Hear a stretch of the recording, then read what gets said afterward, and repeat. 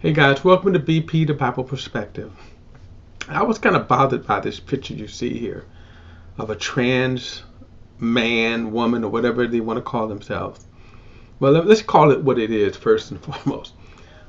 This is a man who wants to be a woman, but yet he wants to compete in women's sports.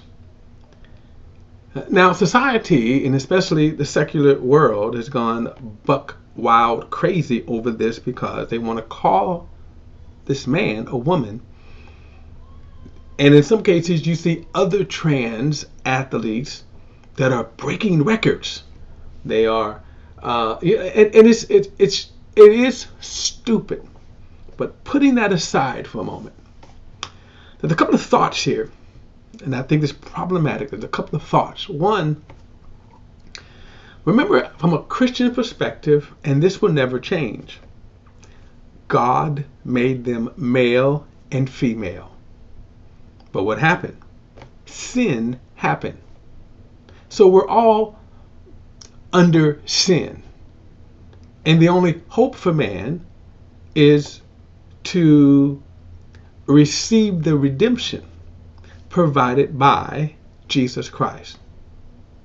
Until then, man lives outside of that paradigm, which means they're living in sin. And in that paradigm, which is the world, you got all kinds of sinful behavior, thoughts that are generated in spiritual darkness.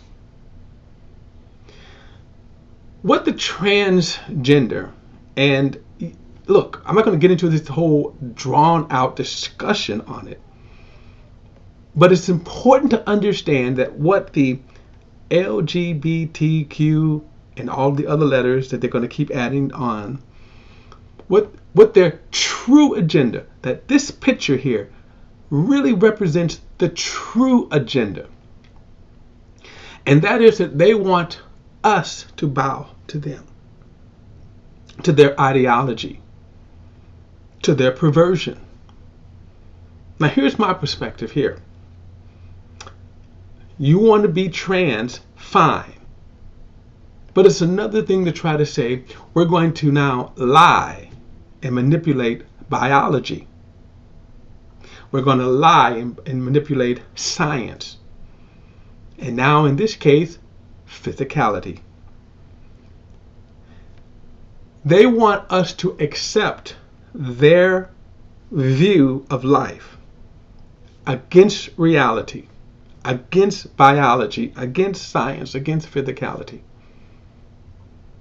And I don't think we should.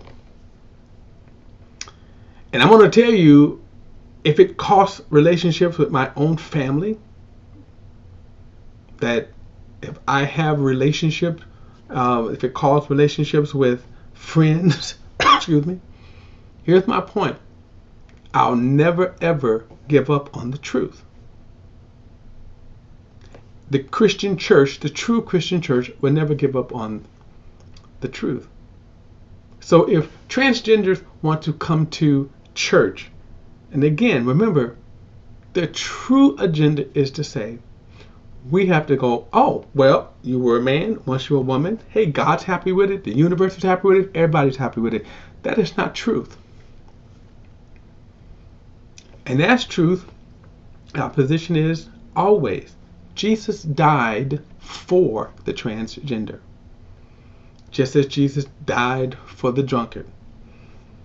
But until then, and I suspect, we need to gear up for a battle.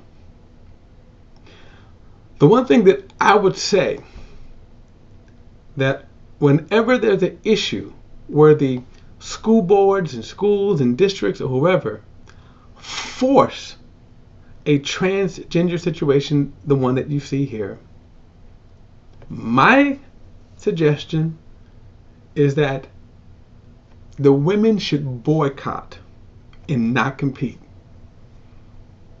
because it is unfair. Many years ago, I'm going to show you how kind of, to me, goofy this thing could be.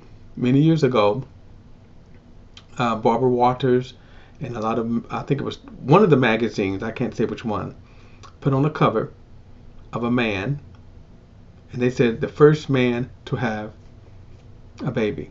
Miracle, they even called it. Really? This is the kind of lunacy that we're in, and we shouldn't bow to it. No, I'm not going to call that. That was a woman who took some hormones, grew a beard, but never took out the uterus, never took out vagina, and got pregnant and had a baby. That's the truth of that. And the same thing with the transgender now. They want to say, hey, dude dress up as a woman and now want to compete. It's unfair. And it's not right. Look, that's my perspective. Don't forget to like and share this video and subscribe to BP, the Bible Perspective.